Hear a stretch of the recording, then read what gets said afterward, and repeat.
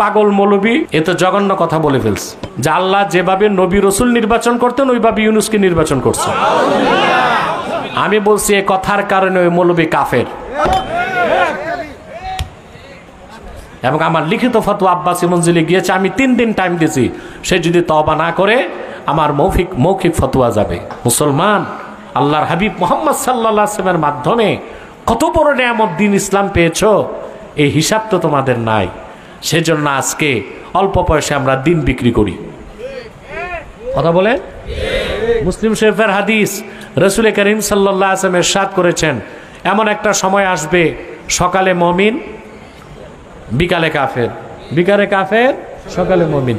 ইয়াবিউ দীনাহু বিআরাজিম মিনাদ দুনিয়া, সে তার ঈমানকে বিক্রি করবে দুনিয়ার অল্প কিছু সম্পদের বিনিময়ে। হচ্ছে এখন বিক্রি হচ্ছে। কত মৌলবী ঈমান নষ্ট করতেছে দেখেন নাই?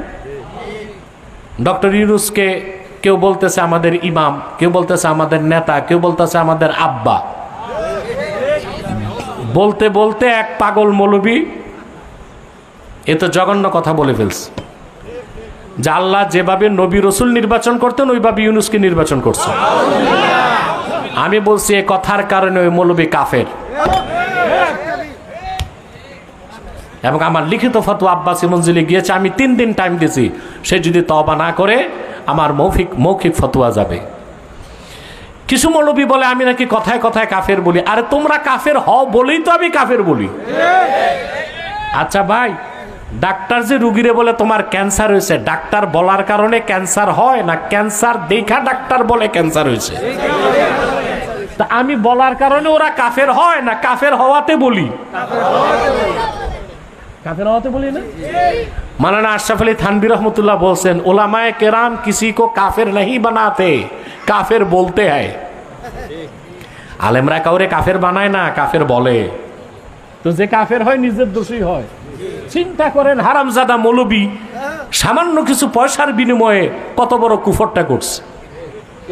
তুমি ইউনূস সাহেবকে নিয়ে এমন কথা বলবা কেন যেটা আমাদের অনুভূতিতে আঘাত দেয়? এই অধিকার তার আছে না? আমি ছাড়া বাংলাদেশে কোনো আলেম তাকে পাকড়াও করলো না, এটা আমার দুঃখ লাগলো। আমরা এত ভয় পাই কেন? সবার সমর্থন আছে আমার সাথে, বলতেছে না কেউ। মনে করে যদি আবার অ্যারেস্ট করে জেলে নেয়। আরে ভাই, আমি তো মনে করি কবরের চেয়ে বড় জেলখানা নাই, ওখানেই তো থাকতে হবে। 14 শিখের জেলখানা ভয় করে লাভ কি? যতক্ষণ বেঁচে আছি সত্যের পক্ষে কথা বলে যাব। যদি সত্যের পথে মৃত্যু আসে শাহাদাতের সৌভাগ্য নসিব হবে। আর যদি আল্লাহ তাআলা কিসমত ভালো রাখেন, বিজয়ের মালা আল্লাহ ইমানদারদের গলায় পরিধান করাবেন।